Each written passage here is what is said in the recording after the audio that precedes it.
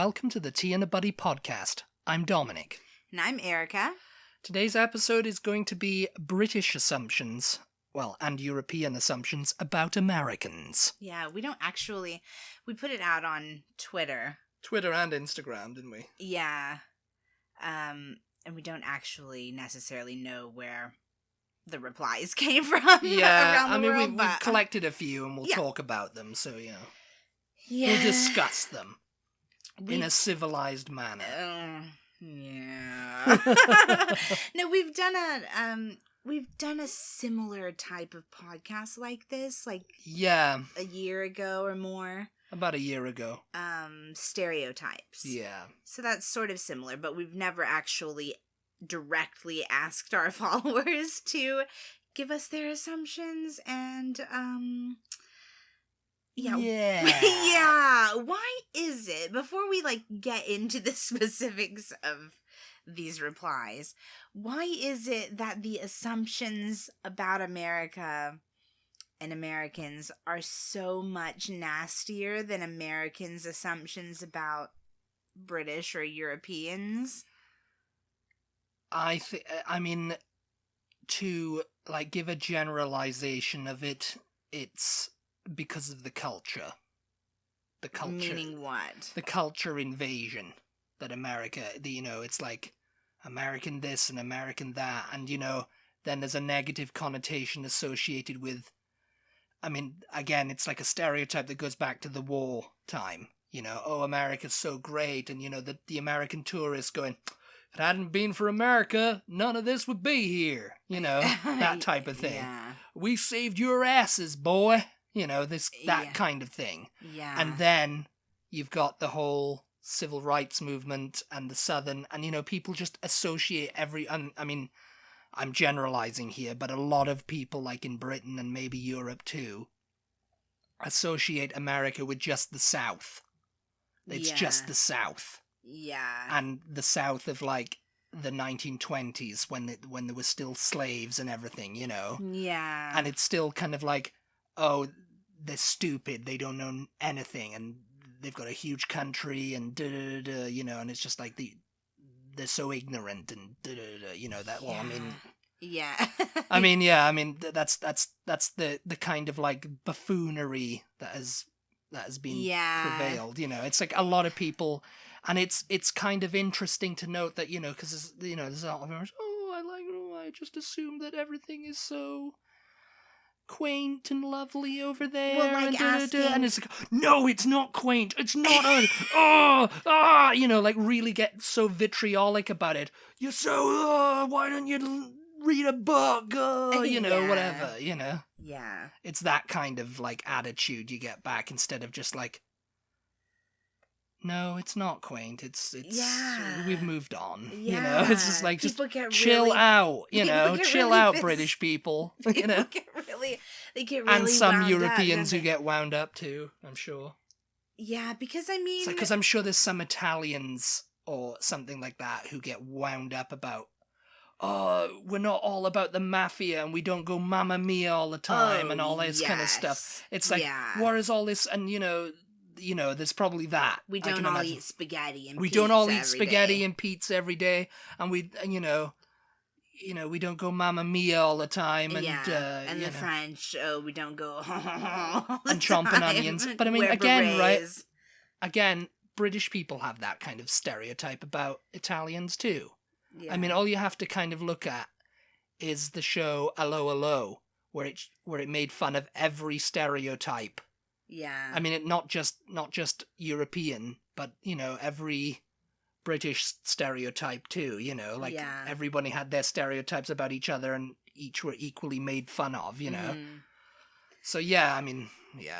But it makes me kind of sad as an American to know that the rest of the world views us this way. You know what I mean? It's starting to become people aren't wanting to travel outside, because I've heard of that, there's a lot of Americans, even you, I think, were a little bit how am I going to be received, and am I going to get someone who's going to be at me, about some stupid thing. I think that your was president that was or whatever. that was in France. I think I was a little bit because, Oh. you know, you've heard, the French do not like Americans. They, funnily enough, they are like the only, I'd say, Western European country that we have an idea in America that they don't like us. Because what? Because in of America, I think that we mostly think that we're loved around the world because we're so great. You know what I mean? It's like, oh yeah, you love us because they love Friends. They love, you know, like they love our movies. They love, oh yeah, American culture everywhere. Yeah, Dr. Pepper, Coca-Cola, you know. And that's McDonald's. And that's you know. both the ignorance and the arrogance that exemplifies our ignorance and our arrogance that the rest of the world doesn't like. You know what But the I thing mean? is, it's very much like this, you know, the way that, you know, you describe America with the ignorance and the arrogance is how Britain was for for probably a century. Yeah. Probably throughout the entire 19th century, Britain was like that. Yeah. You know, like everyone in the world loves us. We've got colonies everywhere, and oh yes, you know, so civilized. Industrial Revolution. And everything, you know. Yeah. And it was just like, boom, no. You know, that's not, we don't want you here. Yeah. Get out, you know. Yeah, I mean, it's just, So whereas America doesn't have an empire like colonies and stuff like that, it has an empire of culture, you know. Yeah.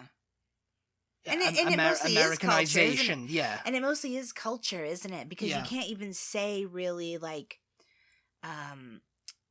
we don't really make anything over here, do we?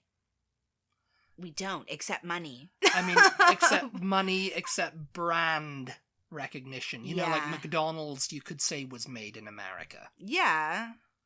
No, it wasn't made in China. What I mean are like, we don't, you know, nothing is made in this country anymore. I remember your dad came over and he was trying to find jeans made in the USA. He was trying to find Lee jeans, I think it was. But he wanted on the tag for it to say made in the USA. Yeah. And I do as well. And we could not find it. It was all made in Bangladesh or China or Indonesia. Vietnam or somewhere, you know, some Asian country, you know. Yeah. And it's just like, yeah, because it's cheaper to be made over there and imported back. But, you know, I think that a lot of people in this country that don't travel and who are not really, like, into social media and meeting and talking with other people around the world, they don't realize the sort of, I don't know if it's extreme to call it anti-American feelings around the rest of the world, but it almost is a bit, isn't it? Well, it is, but in some ways, I mean, you could get, you know, if I started up over here, you know, like, oh yes, Britain's so great, I'd get anti-British sentiment. Yeah. You know? Oh, no, you're not. You know, wherever, you know, it's like I'm saying, I probably get that. Yeah. So it's like, you know, like I vaguely remember this TV show about this like tour bus. I can't remember what it was. And the guy and the conductor on it, he was saying, it was in London, you know, he was going around and he was talking about some of the worst passengers they'd had, and he says, and there was this one American guy who just started up with the whole, and if it hadn't have been for America, England wouldn't be here. Oh God, yeah. And it's just that it's just kind of a worse attitude to have, and it's like and the guy said, I just don't know, don't you start that. Yeah. Don't you start that, mate. I mean, growing up in small town Texas, I definitely have heard more than once the idea that we are hated, that America is hated around the world because they're jealous of us. Well, of course. You know? That's a little bit of a... So that's the arrogance, That's isn't the it? arrogance, and that's the dangerous arrogance. And that's the reason that's the reason that people do hate us. So it's a little bit true. I mean, it's not true that they hate us because they're jealous of us, but it is true that they hate us. You know, it's like... I mean, in some ways, yeah. I can see that there's a hatred because of there's a jealous hatred there with maybe some countries, you know. Yeah. I mean, but for most of the time, I think it's mostly to do with like foreign policy and everything like that, you know. Like, well, I think people don't appreciate a lot of the way we handle things domestically either, because they just can't understand why it's like that over here. You know what I mean? Because it's not like that wherever they live in their own minds, at least. Yeah. I mean, I will say in Britain there was a lot of anti-American feeling around 2003. Yeah. When the Iraq War came about, the second one. Yeah. And Blair, and that was stoked by the tabloids and everything, with them going, oh, Blair is George W's poodle, and you know, he wants to go to war. And France was like, no, we're not helping with this. This is all you. Yeah. And of course, apparently over here, everybody's like, well, F France, we're changing the name to Freedom Fries. Oh, God, yes. And all that kind of stuff started happening. And then I remember seeing on the internet a load of memes of, like, you know, like this American Uncle Sam dude coming over and peeing on France and stuff like that. It was a lot of, like, weird, there was a lot of, like, anti-French kind of stuff coming out. Mm-hmm. And, you know, and a lot of people were just like, oh, what an idiot Tony Blair's gotten us involved in this war that's not even, it's just for oil, you know? Yeah. And so this is a whole other so yes, topic. this is like getting more political now, but yes.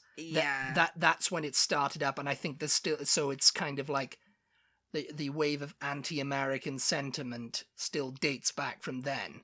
And now, you know, with Obama, it kind of leveled out a bit. You know, everybody started like, oh yeah, you know. But people started to say, oh, well, Obama doesn't seem to like the UK.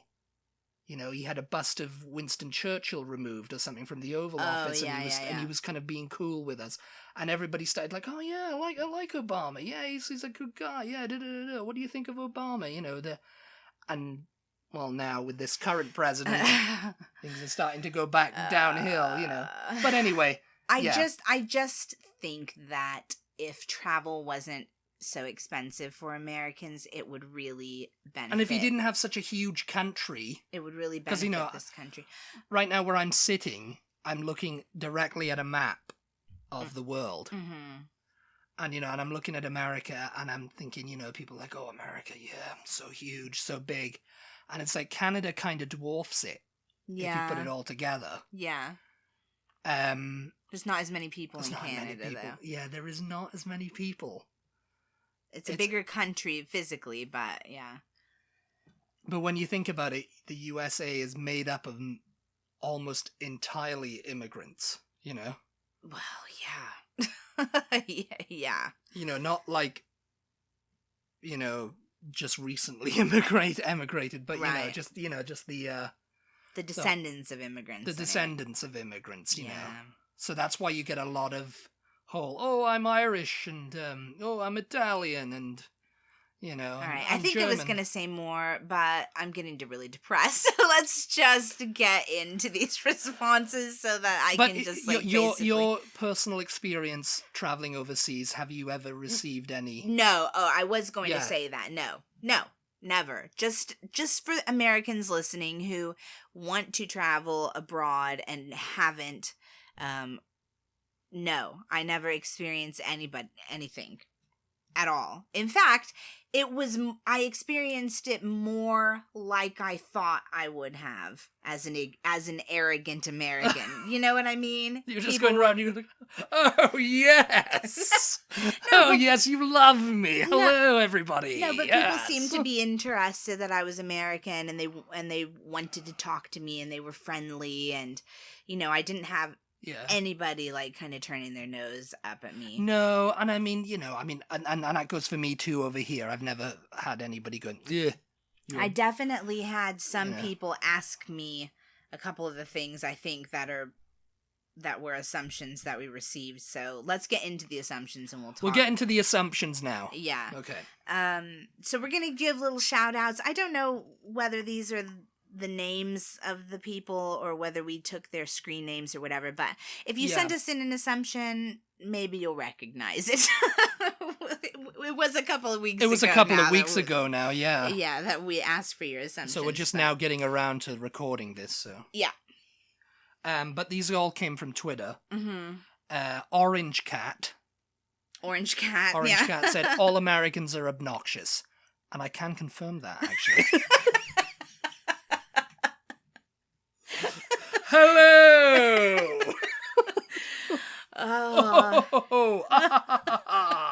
No, I'm joking. I mean, obviously, that's a generalization. That's a huge generalization. I mean, if it's a generalization. I mean, you could say the French are obnoxious, the British are obnoxious. I mean, really, if you look online, there's more evidence to find the British are obnoxious than any Americans out there. Really. I mean, just look at these assumptions that we got from British people. Read some of the comments on people's YouTube videos. Oh, yes. No, I mean, obviously that's a generalization. Like you said, there's obnoxious people everywhere. Yes. Yeah. Gav said guns. Yeah. He didn't actually say guns. He just sent a gif. A gif of someone with the gun. Yeah, I think it was Yosemite Sam and Bugs Bunny, and they were, like, shooting each other. See, if you dressed up as Yosemite Sam when you first came to Britain, everyone would have loved it. And you would have been rack and frack environment. But we assumed that he meant that Americans there's a lot of guns over here. Yes. And that's how many people assume America, they're just a bunch of Yosemite Sams in Texas, with the big thing and the little hats, and they're just like, oh, I hate that rabbit. Oh, that dance my hide. Yes. Oh, what I was going to say is this is one of the things that I alluded to a moment ago, that when we were in a pub in Wales, somebody that I don't know that you guys knew, that was one of the things he asked me. He was just a random pub guy. Yeah, I don't think I knew him. Everybody was kind of like talking to me and asking me questions. He was like a background character in the pub, he was. He wasn't part of the main cast of the pub. That's what I like to say. There's the main cast, and then there's like supporting cast, and then there's like an extra or two. Yeah, he was just like an extra guy. But he came and sat down next to me, and he was just asking me all these questions, about America. What was I liking it in Wales, and what have we been doing and whatever. But then somehow he just, and I seem to remember, this was a few years ago now, so I don't remember exactly, but I seem to think that it just sort of came out of nowhere, it was just like, he's like, okay, this is my first American, so here's my chance to my chance to ask everything about America that I can think of, just like rapid fire style. Yeah. Usually it's like, what do you think of Obama? I think you had a couple of questions well, like that. In Spain I had that because we arrived in Spain on the actual day after the election when Trump was elected. So yeah, I got a lot of what do you think about the election results, and did you vote, and all of that, and I had already voted, but yes, Erica voted and then swiftly left the country. Anyway, so this is one of the things that the guy in the pub, the random extra guy in the pub, asked me was, does everyone in America own guns, and do you just like carry them on you when like you're Yosemite walking Sam. Yeah, when you're walking down the street? And the answer to this assumption is no. I do know people, being that we live in Texas, I do know people with guns. I have never once seen anybody who is not a police officer. Yeah, me neither. Have a gun on them out in public, even though it is allowed in Texas. Open carry is allowed. You could technically see this has not been for all time. This was recently passed, just a few years ago, that this was allowed.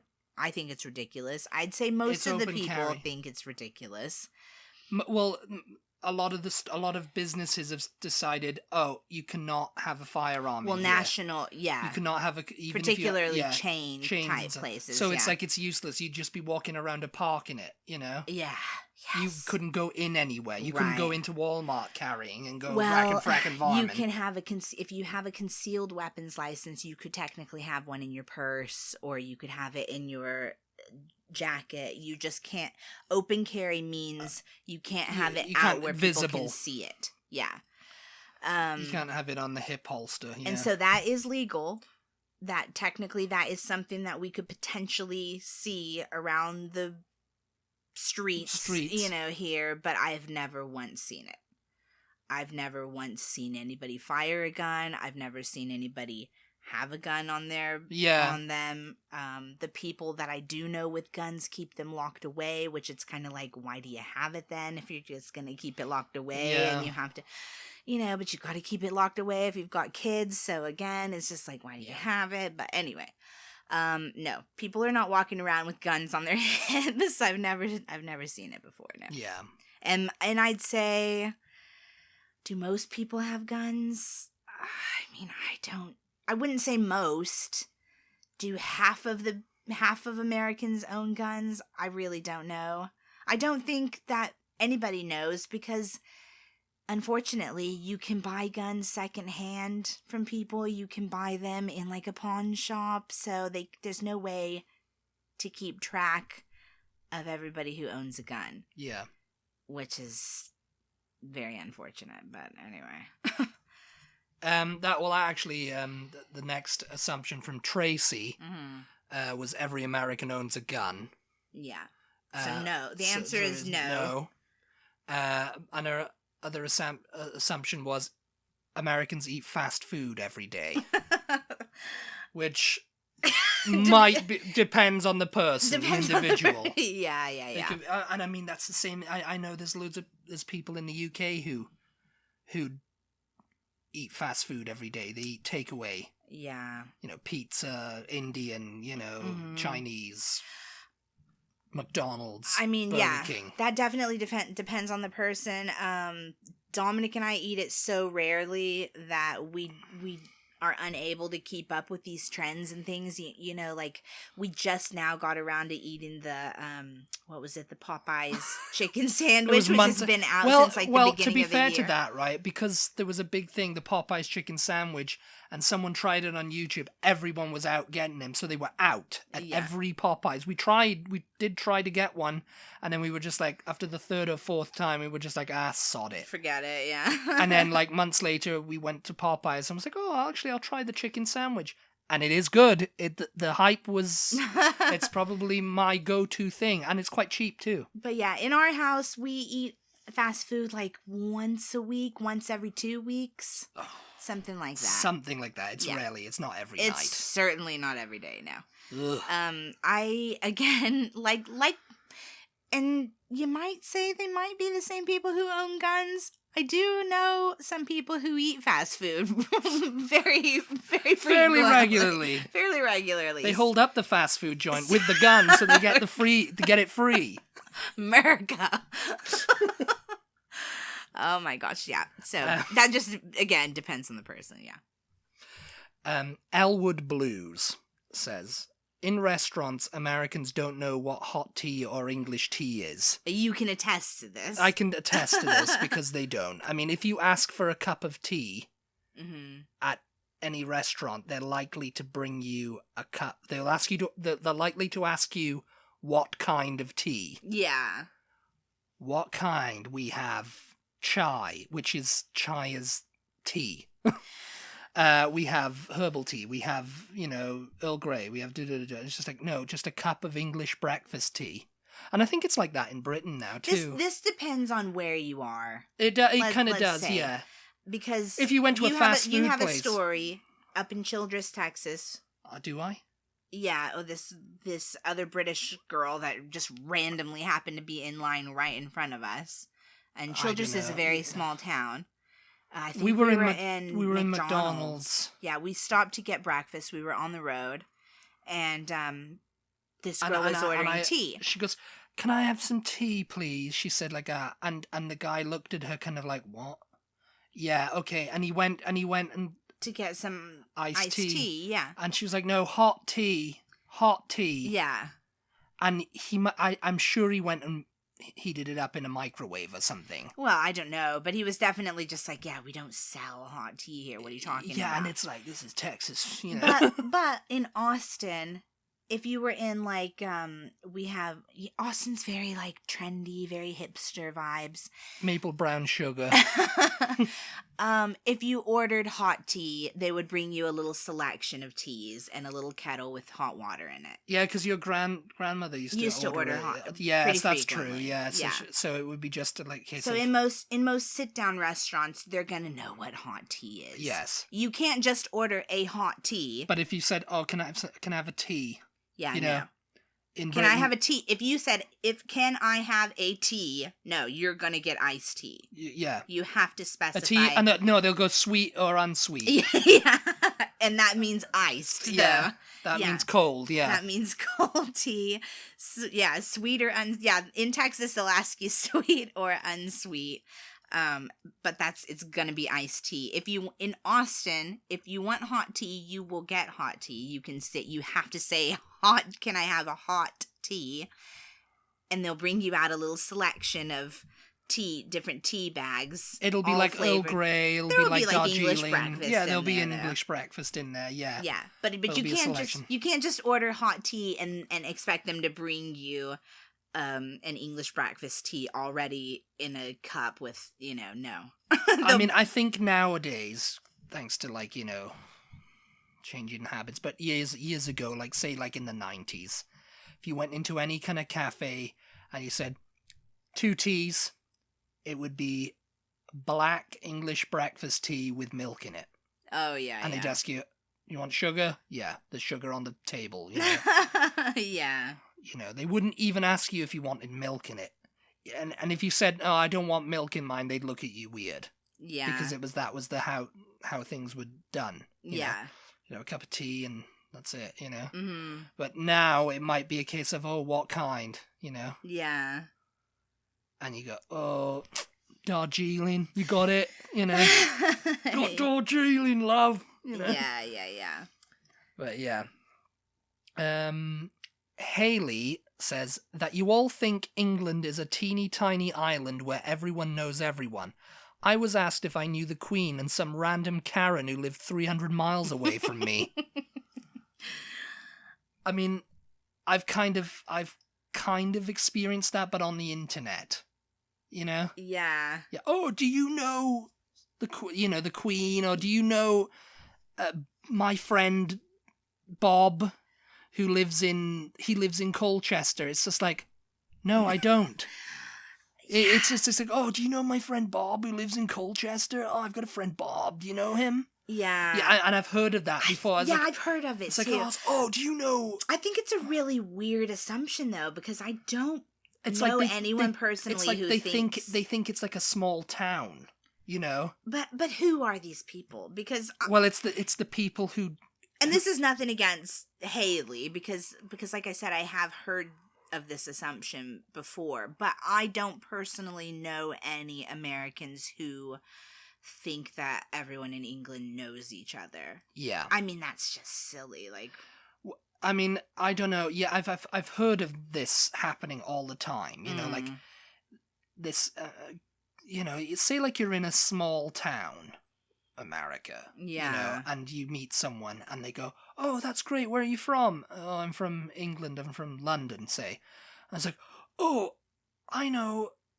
Do you know Karen? Yeah. Do you know Karen? She lives in Ealing." Yeah. It's like, "No, I know a Karen, but not the Karen you want." It's just like they think everybody knows everyone because, "Oh, it must be so small over there," and because you're from that place. And it's like, "Oh, because I'm thinking of it as a small town, Yeah. It's not like another country to me. It's like it's like a small town to them. England, Scotland, Wales, it's all like small town. Yeah. And everybody knows everyone because it's all small and quaint and cars are small over there, and yeah, Yeah, you must know him because he's English. You Right. must know Karen because she's English too. Yeah, I guess so.